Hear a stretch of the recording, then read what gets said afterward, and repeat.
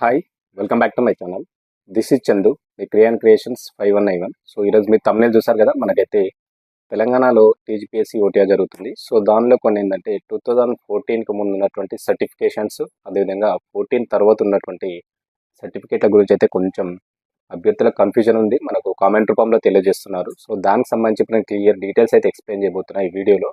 So మళ్ళీ వాళ్ళు comment చేయకుండా ఒక వీడియో చేస్తే సరిపోతుంది అని చేస్తున్నాను. సో చూద్దాం మరి ఆ డీటెయిల్స్ ఏంటి, వాళ్ళకు ఉన్నటువంటి క్వశ్చన్స్ ఏంటి, అభ్యంతరాలు, డౌట్స్ అన్నీ అనుకోవచ్చు ఏదైనా కానీ. సో క్లియర్ చేయబోతున్నాను, చెప్తాను ఇక్కడ ఈ వీడియోలో. సో స్కిప్ చేయకుండా అయితే చివరి వరకు చూడండి, మళ్ళీ అనుకోకుండా వీడియో అయితే క్లియర్గా చూసుకోండి.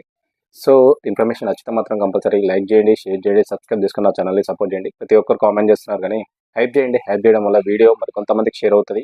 సో తెలియని వాళ్ళకు కూడా ఈ ఇన్ఫర్మేషన్ అయితే తెలుస్తుంది. కంపల్సరీ ప్రతి ఒక్కరు కూడా సబ్స్క్రైబ్ చేసుకోండి. సో డైరెక్ట్ అయితే వీడియోకి వెళ్ళిపోదాం. చూద్దాం మరి. మనకు చాలా మంది కూడా ఇప్పుడు టీజీపీఎస్సీ ఓటీఆర్ జరుగుతూ ఉంది. అది కొత్త రిజిస్ట్రేషన్ కావచ్చు, లేదంటే ఆల్రెడీ పాత వాళ్ళు అప్డేషన్ కావచ్చు. సో దీని సమయంలో మనకు లేవనెత్తుతున్నటువంటి క్వశ్చన్స్ కావచ్చు, డౌట్స్ ఏంటంటే 2014కి ముందు మనకు ఉమ్మడి ఆంధ్రప్రదేశ్ రాష్ట్రం ఉండే. సో అప్పుడు చాలా మంది కూడా మనకు 10th, inter, degree, ITI, PG, BEd అన్ని స్టడీ కంప్లీట్ చేసిన వాళ్ళు చాలా మంది ఉన్నారు.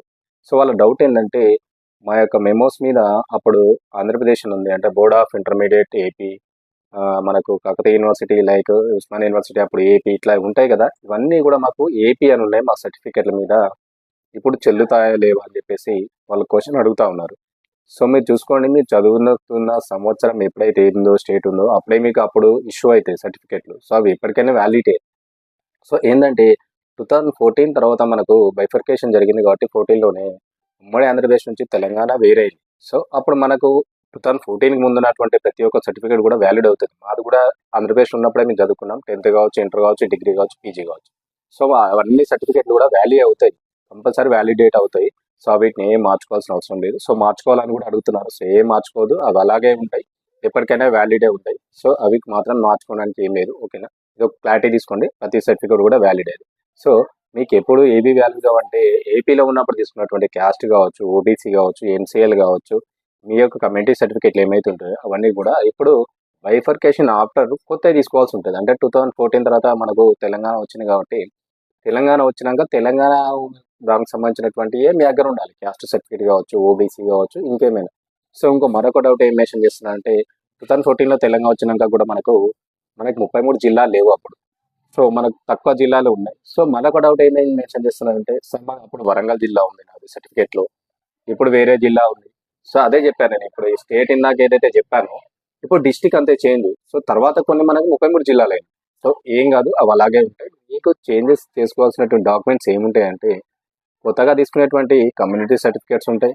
ఓకేనా, క్యాస్ట్ కావచ్చు, ఇన్కమ్ కావచ్చు, మీ నాన్ క్రిమినల్ సర్టిఫికేట్ కావచ్చు, ఓబీసీ సర్టిఫికేట్ కావచ్చు, లేకపోతే ఎస్సీ ఎస్టీ వాళ్ళ క్యాస్ట్ సర్టిఫికేట్ కావచ్చు. ఇవి మాత్రమే చేంజెస్గా ఉంటాయి. రెసిడెన్సీ సర్టిఫికేట్ కావచ్చు, ఇవి మాత్రమే చేంజెస్ ఉంటాయి. ఏంటి, పాత ఉమ్మడి జిల్లాలు కాకుండా ఇప్పుడు కొత్త జిల్లాలు. సో మీరు ఏ జిల్లాలో ఉంటే ఆ జిల్లా పరిధిలో మాత్రమే ఇప్పుడు ఈ యొక్క సర్టిఫికేట్లు అయితే తీసుకోవడం అయితే జరుగుతుంది. ఓకేనా, ఇవన్నిట్లో క్లారిటీ వచ్చింది అనుకుంటున్నాను. సో మీరైతే గుర్తుపెట్టుకోండి, 14కి ముందు ఉన్నటువంటి ప్రతి ఒక్క సర్టిఫికేట్ కూడా వ్యాలిడ్ అయితే ఎడ్యుకేషన్ సర్టిఫికేట్స్. సో 14 తర్వాత వచ్చినటువంటివి కూడా ఎడ్యుకేషన్ సర్టిఫికేట్స్ అన్నీ కూడా వ్యాలిడే.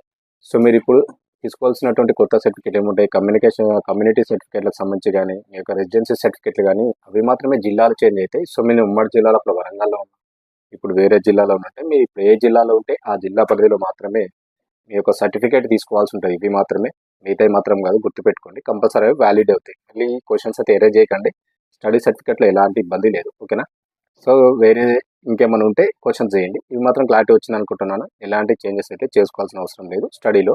అప్పుడు స్టేట్ ఏపీ ఉండే ఏపీ ఉంటాయి, ఇప్పుడు తెలంగాణ ఉంది తెలంగాణ వస్తాయి. మనకు 14 తర్వాత వచ్చినప్పుడు డిస్ట్రిక్ట్ వరంగల్ ఉండే వరంగల్ ఉంటాయి. ఒకవేళ స్టడీ సర్టిఫికేట్ మీకు కంప్లీట్ అయితే 10th కానీ, ఇంటర్ కానీ, డిగ్రీ కానీ ఏదైనా.